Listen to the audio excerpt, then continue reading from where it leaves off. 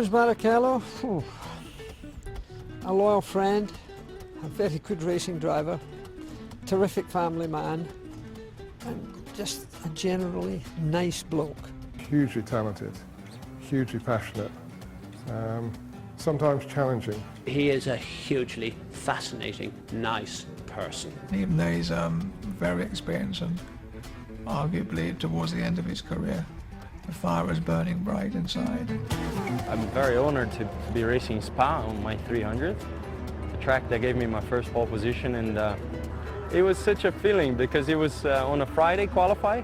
Last minute slick, so wet, slick or wet, got on slicks, and I put the car on pole on that lap, and then I just prayed for a wet qualify on Saturday, which happened. It was fully wet and I never even went out, so it was a great feeling. And just standing here, how difficult is it to keep the emotion at bay this weekend? I mean, luckily I think the experience has taught me a lot, and I'm not embarrassed to say I am an emotional person, and I am a born crier in a way, but I cry for good things, not for bad things. And whenever I close my visor and I'm on the racing track this weekend, it's all about winning. Obviously you've had so many highlights, including last year, but there have been some difficult moments in your career.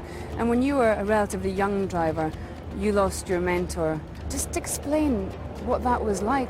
Well, it was a double tough moment because first of all, I had crashed myself, and had a broken nose, I had a broken memory, I had a broken heart in a way, because, you know, it was the very first funeral I've ever went, and it was very hard to believe that Ayrton was actually inside of that thing beside me. So mentally it was very tough, and it was definitely a tough moment, but the one that I think that teach me everything that I know and teach me how to overcome difficulties, and that's why I'm here right now.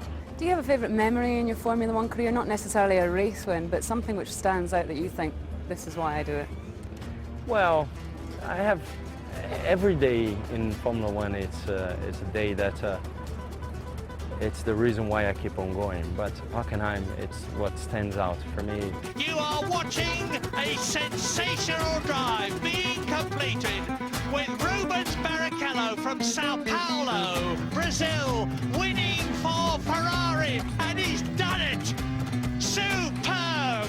I was watching the other day, and it really made me smile again. It made me cry again, because it was such an emotion going through, and my father had to sell that little Fiat we had one day for me to get racing in the go-kart and so on. That's the reason why I cried on the podium on that day, and it just, for me, I think Hockenheim stands out. Do you ever get to a point where you look back and think, well, if I could change anything in my career, I might not have gone to Ferrari, I might not have been sitting alongside Michael Schumacher? Is there anything you would change?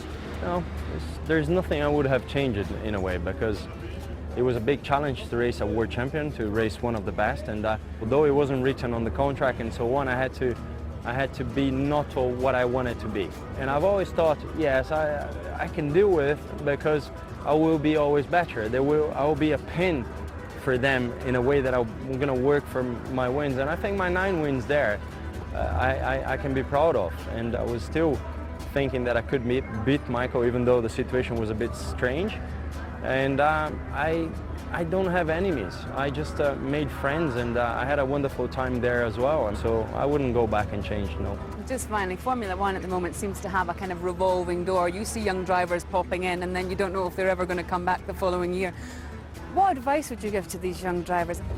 You gotta smile. You gotta smile. It's smile to problems. You gotta believe in yourself. And the most important thing that Formula One sometimes tend to make you forget why you're doing this, because you love, and you deserve to be here. So that's the reason why I think I have such a long career, and hopefully still a very long one.